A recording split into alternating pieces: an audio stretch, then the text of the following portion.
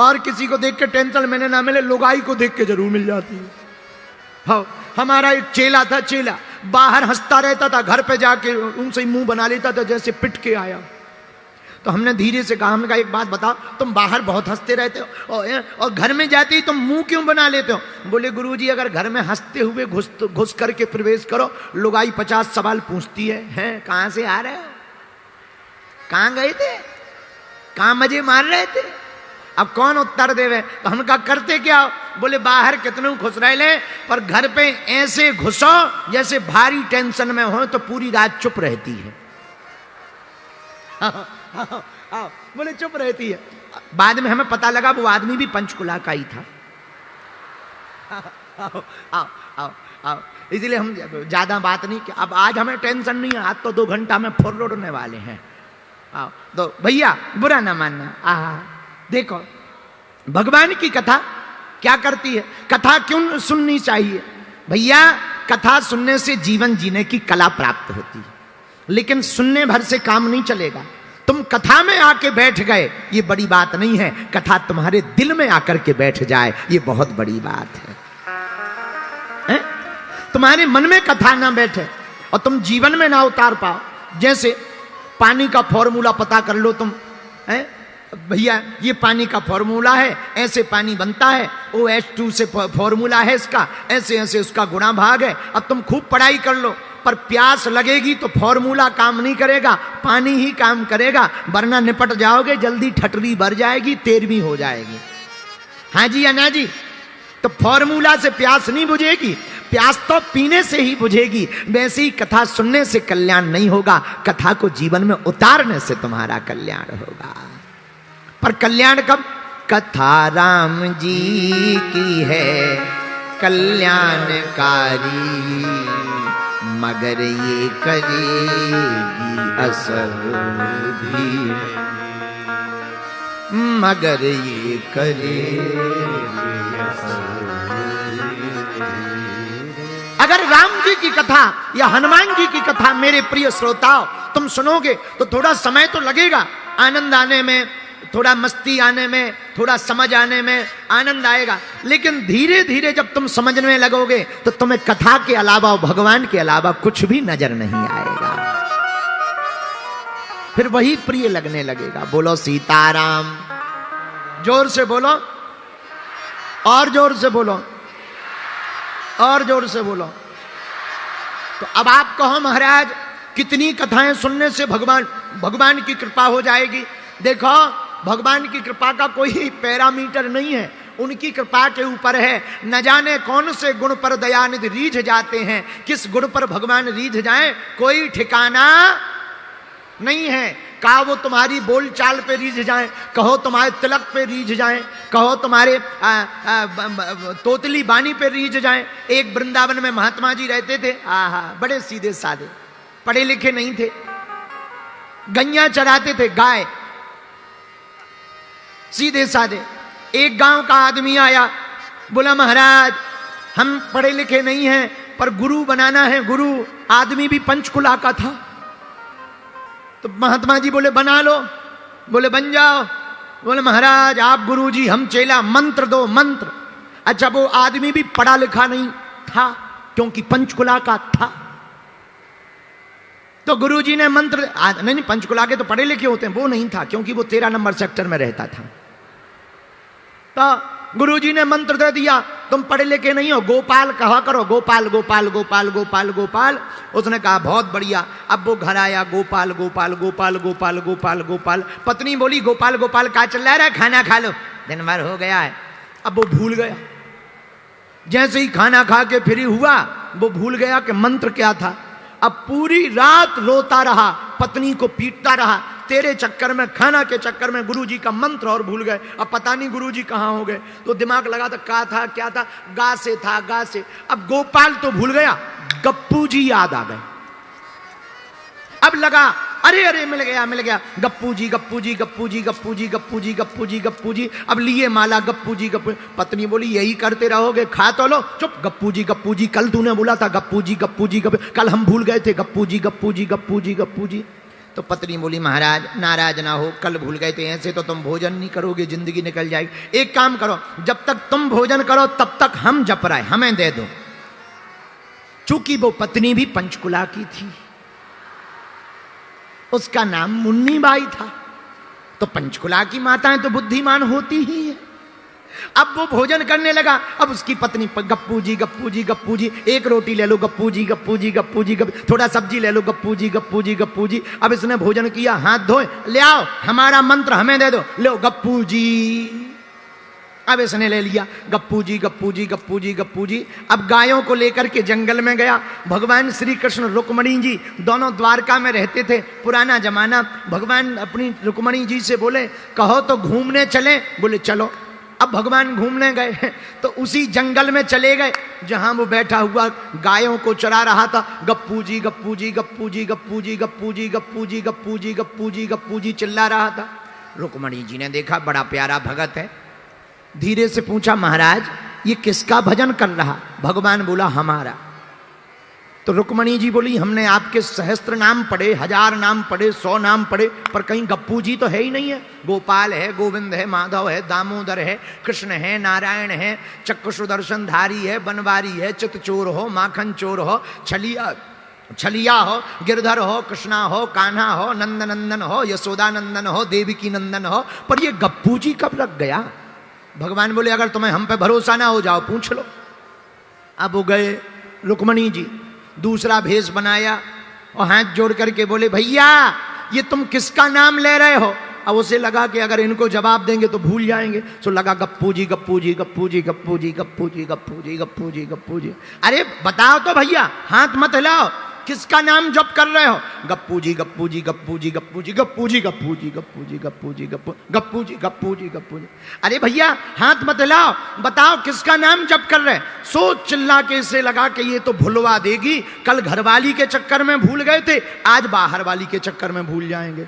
सो दिमाग खराब होकर के फिर भी वो जपता रहा गप्पू जी गप्पू जी गप्पू जी। फिर पूछा रुक्मणी जी ने भैया किसका नाम जप कर रहे हो? तेरे खसम का। और इतना कहा सोई रुक्मणी जी भागी भागी गई भगवान के पास। भगवान बोले क्या हुआ? अरे बोले हम तो भेष बदल के गए, पहचान गया। हम तो भेष बदल के गए लेकिन पहचान गया। बोले क्या पहचान गया? अरे बोले हमने पूछा किसका नाम जप रहे, तो पहले तो मना कर दिया, बताया नहीं, जैसे पहुंचा हुआ महात्मा हो। बड़ी मुश्किल से जब बताया तो पता है क्या कह रहा था? बोले क्या? बोले तेरे खसम का। ओ रुक्मणी मैया बोली जय हो महाराज। पर भगवान के पांव पकड़ के बोली महाराज बुरा ना मानो तो एक बात पूछे। हाँ हाँ पूछो पूछो। आपके हमने इतने नाम सुने, दामोदर, गिरधारी, बनवारी, चितचोर, माखन चोर, छलिया, मोहन, कृष्णा, कान्हा, कनुआ, कलुआ, ये अनेक नाम सुने, ये गप्पू जी कब पड़ा? तो भगवान बोले क्या है, बचपन में हम जब छोटे थे तो यशोदा मैया की गोद में बैठे थे, वो मक्खन लेके आई, हमने एक लौंदा उठा के गप उड़ा लो, तब से हम गप्पू जी हो गए हैं। तो धीरे से रुक्मणी जी बोली इतने बड़े बड़े नाम लेने वाले महात्मा हैं, नाम जब अहरनिश कर रहे हैं, लगातार भगवान का भजन कर रहे, उनको आपने दर्शन ना दे, पर इसको दर्शन देने आप द्वारका से चले आए। तो भगवान मुस्कुरा कर कहते हैं हम नाम जब से प्रसन्न नहीं होते हैं, कोई सच्ची श्रद्धा से एक बार पुकारे हम उसी बात पर रीझ करके प्रसन्न हो जाते हैं। न जाने कौन से गुण पर दया निधि रीझ जाते हैं, न जाने कौन से गुण पर दया निधि रीझ जाते हैं। यही सब ग्रंथ कहते हैं, यही सब वेद गाते। तुम चाहे उल्टा जपो या सीधा जपो, पंचकुला के पागलो, तुमने अगर प्रभु के नाम के जप का सुमरन भाव से करना प्रारंभ कर दिया तो परमात्मा भेष नहीं देखता, परमात्मा देश नहीं देखता, परमात्मा भाषा नहीं देखता, परमात्मा तो भाव देख करके प्रकट हो जाता है। बोलो सीताराम, जोर से बोलो। अगर भगवान भाषा देखकर कृपा करते होते तो क्या चाइना वालों पे करते, जो दिन रात चिंग चोंग चांग चोंग चमन चोंग करते रहते हैं, तो क्या चाइना वालों पे भगवान कृपा करते? अब भगवान मानो संस्कृत वालों पे कृपा करते हैं तो हिंदी वाले तो मर ही जाते हैं। जो तमिल बोलते, मलयालम बोलते, तेलुगु बोलते, उर्दू बोलते, फारसी बोलते, गुजराती बोलते, पंजाबी बोलते, हरियाणवी बोलते, और हरियाणवी तो और गजब की भाषा है। हमारे यहाँ का एक डॉक्टर आ गया तुम्हारे हरियाणा में पंचकुला में, और एक गांव की माताजी गई हरियाणवी में बोली, ए डॉक्टर साहब नू सुरसुरी हो गए। अब डॉक्टर पूरी पीएचडी खंगालता रहा, ये सुरसुरी कौन सी बीमारी है। आओ बाद में क्लिनिक ही बंद कर दो, तब हमें बाद में पता लगो कि वो हरियाणा में आओ। तो हमने कहा गलत जगह फंस गए भैया, दूसरे प्रदेश में चलो जा, जो हरियाणा वाले हैं इनको सुरसुरी बात बात पे उठ जाती है। तो अब बताओ, भगवान अगर भाषा देखते होते तो क्या हरियाणवियों पर कृपा करते, क्या पंजाबियों पर कृपा करते, मलयालम पर कृपा करते, तमिल पर? ना ना ना, भगवान भाषा नहीं देखते, भगवान भेष नहीं देखते, भगवान देश नहीं देखते, भगवान तो भाव देख करके प्रकट होते हैं। और ये बात हम नहीं कह रहे, आहा रामायण में गोस्वामी जी ने लिखी, जाकी रही भावना जैसी प्रभु रत दिन देखी, सीताराम सीताराम कहिए,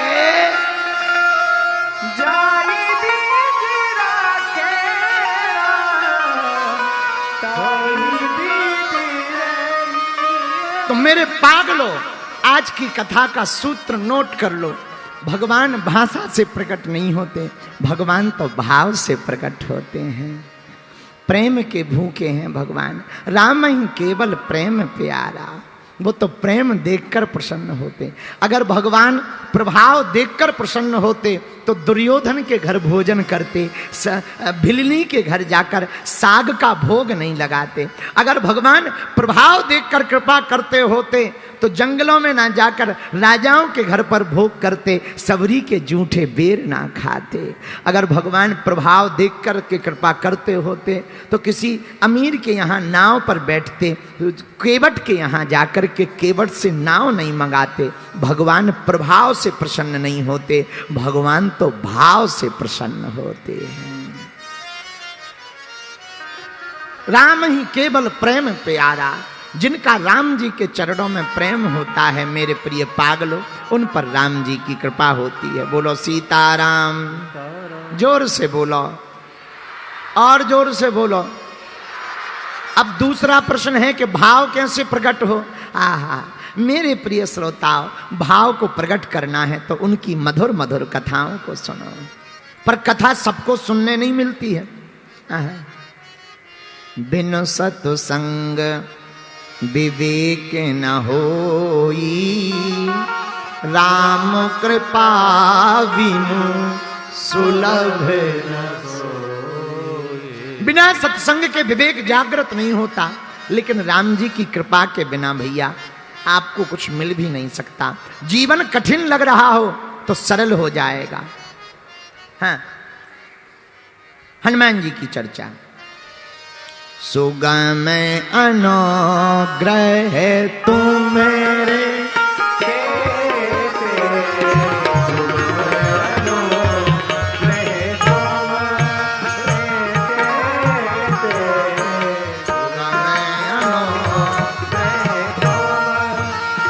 गाइए गाइए।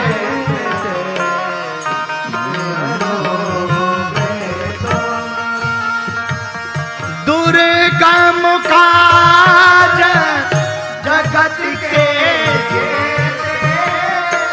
दुर्गम काज जगत के जेते,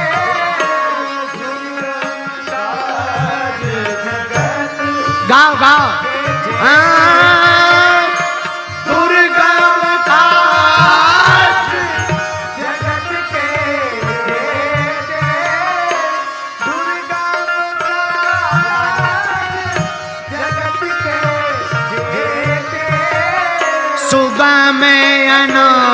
अनुग्रह तुम्हारे ते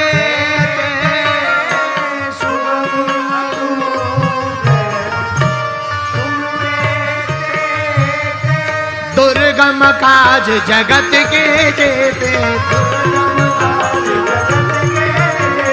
सुगम अनुग्रह तुम्हारे ते सुगम अनुग्रह तुम्हारे ते सुगम अनुग्रह तुम्हारे ते सुगम अनुग्रह तुम्हारे ते सीता राम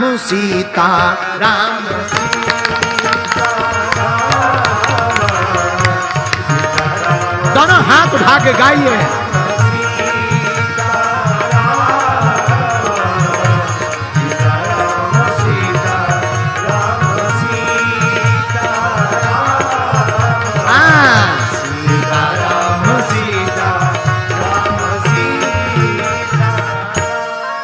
हनुमान जी महाराज का काम है दुर्गम काज को सरल करना। दुर्गम काज जगत के जेते सुगम अनुग्रह तुमरे तेते।